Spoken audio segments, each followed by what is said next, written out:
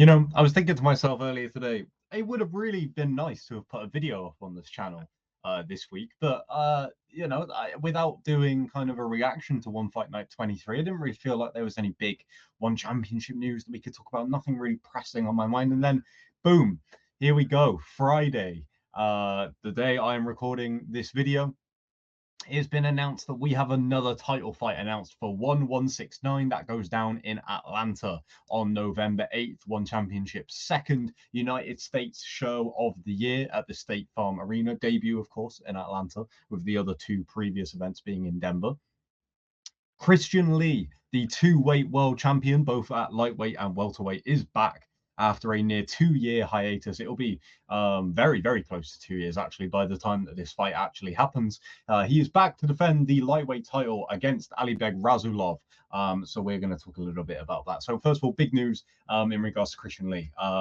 We haven't seen him since One on Prime Video 4 in November of 2022. That was when he went up to the welterweight division to become a two-weight world champion when he beat Cameron Abazov in one of the best fights I've ever seen in One Championship, one of the best comebacks I've seen in MMA in quite some time, especially, for a fight of that magnitude, a title fight. That was absolutely phenomenal. And then, of course, Christian ended up having some time off because of the kind of tragic news that the Lee family received at the end of that year regarding the passing of Victoria.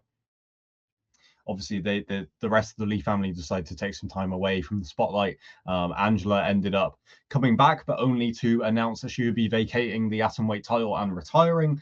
Adrian Lee was the first of the Lee family to be back in action. He, of course, made his pro debut in One Championship at 1167 last month. He's also going to be in action at 1168 in Denver in September. And now we have Christian back. He's been saying for quite some time now that he's been ready to come back. I thought we would have seen him earlier, but I think after the way that 1168 was kind of booked up, Atlanta felt like the obvious time for him to come back, I think. I don't know whether it was an issue of waiting for the right opponent, and we'll talk about the opponent in a second. But yeah, I'm super happy to have Christian Lee back. It's been a long time coming.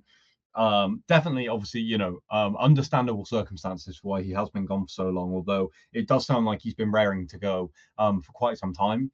So I'm just happy that we have this announcement out there, and we can look forward to seeing Christian back in there. In terms of Alibeg Rasulov, he might be a new name to some people that maybe don't follow One Championship super closely, because he only made his debut last weekend in One Championship at One Fight Night 23. That was Friday night, at least for me in the UK. Depends on time zones, but at Lumpini Stadium, he was in the main event where he took on the former champion Oak Rayun, of course, the former rival of Christian Lee as well. And it definitely seemed like if Oak won that fight, then they were going to do a big title unification and a big trilogy fight between Christian and Oak later on in the year, because this fight that took place last weekend was for the interim lightweight title. I understand why they did the interim title, because the previous main event of that card fell off and they wanted a title fight at the top. Otherwise, it didn't really need the interim title. And an interim title didn't end up being given out because Alibeg Rasulov won the fight, but he missed, he passed, he made weight for the fight, I believe, weighed in at 170 pounds, if I'm not mistaken, but failed his hydration test, which meant he was not eligible to win the interim title. And then he went on to win the fight against Oak Rayun via decision.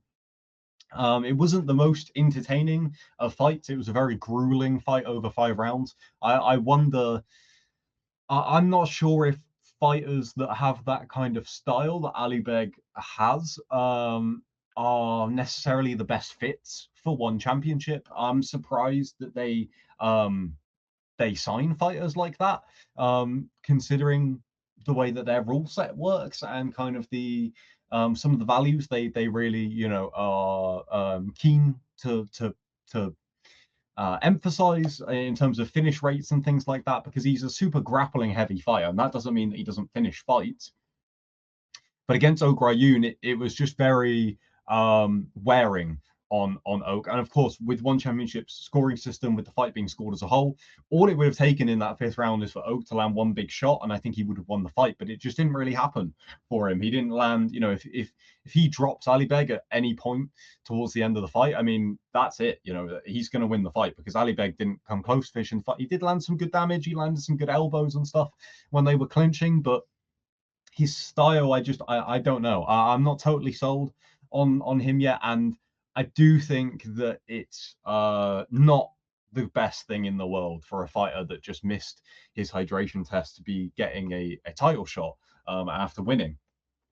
Not only because he failed his hydration test, which doesn't set the best precedent for ensuring that fighters make this going forward, but also Christian Lee's been out for 2 years. There aren't not to say that the lightweight and welterweight MMA divisions have been super active in that time, because they most certainly haven't. But there are other contenders, I'm sure, that could have, that have probably waited a long time for this. Of course, Alibeg has only just come in, so he's not going to be one of these fighters that's in the promotion that has got a super big purse. And I think that has been a bit of an issue with the MMA divisions in terms of keeping some of those guys active, especially with one being very Thailand centric in the last couple of years.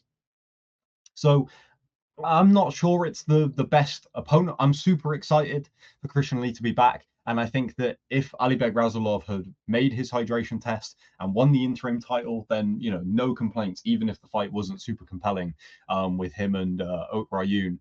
He beat Oak, who, if Alibeg wasn't there, I think Oak would have been the clear, guy to put in with Christian. They had back-to-back fights. Oak won the first one. It was quite controversial. Christian beat him in the rematch fairly convincingly. I say convincingly.